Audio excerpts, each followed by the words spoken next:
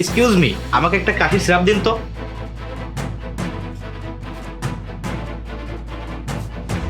এই নিন 120 টাকা দিন। এই নিন আপনার টাকা। আরে কোথায় যাচ্ছেন? আপনার টাকা তো ফেরত নিয়ে যান। জমা করে রাখুন, সময় পেলে এসে নিয়ে যাব। এক্সকিউজ মি, আমাকে এই ওষুধটা দিন। এই নিন 80 টাকা দিন। আরে আবার কোথায় যাচ্ছেন? আপনার 120 টাকা তো ফেরত নিয়ে যান। আমাকে এই ওষুধগুলো দিন তো। একটু দাঁড়ান, এখনই দিচ্ছি।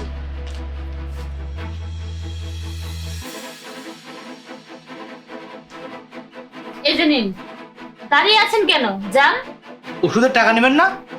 না, আপনার থেকে টাকা নিব না। কিন্তু কেন? একবার বললে আপনি বুঝেন না? আপনার থেকে নেব না মানে নেব না। কত টাকা এসেছে দাম, আপনাকে নিতেই হবে। ও আচ্ছা, 250 টাকা। এই নিন 500 টাকা রাখুন, বাকি টাকা রেখে দিন, পরে এসে এক সময় নিয়ে যাব। আরে পাগল টাগল নাকি? টাকা তো ফেরত নিয়ে যান। জমা করে রেখে দিন, পরে এক সময় নিয়ে যাব।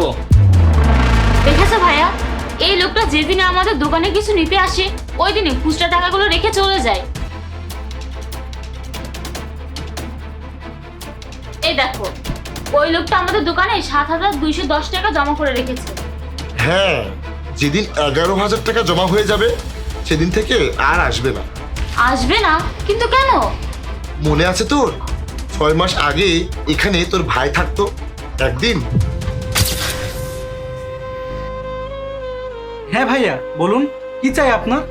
ভাই, ভাই, আরে ভাই, আপনি কান্না করছেন কেন? কি নেবেন বলুন।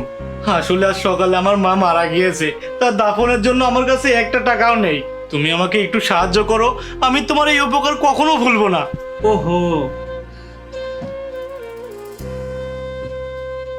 এই নিন, এখানে 11,000 টাকার মতো আছে।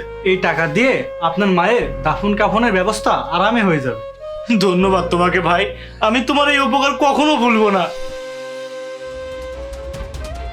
আরে এই মন, তুই কোনো কিছু না ভেবেই ওকে টাকাগুলো কেন দিলি? ভাইয়া, আমার ওর অসহায়ত্ব দেখে ওর উপরে দয়া হয়েছিল তাই। ও তো তোকে বোকাও বানাতে পারে, এখনকার যে যুগ। হ্যাঁ ভাইয়া, আমাকে বোকা বানাতেও পারে, কিন্তু ওর চোখের পানি আমার কাছে সত্যি মনে হয়েছে, জন্যই আমি ওকে টাকাটা দিয়ে সাহায্য করলাম।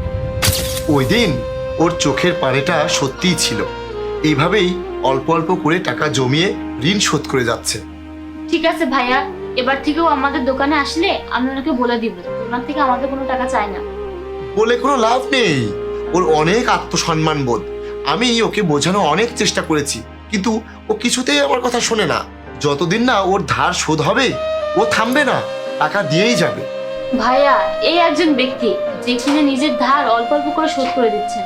তাছাড়া অন্যরা শুধু ধার নিতে জানে, কিন্তু শোধ দেওয়ার সময় তাদের আর কোনো খবরই থাকে না।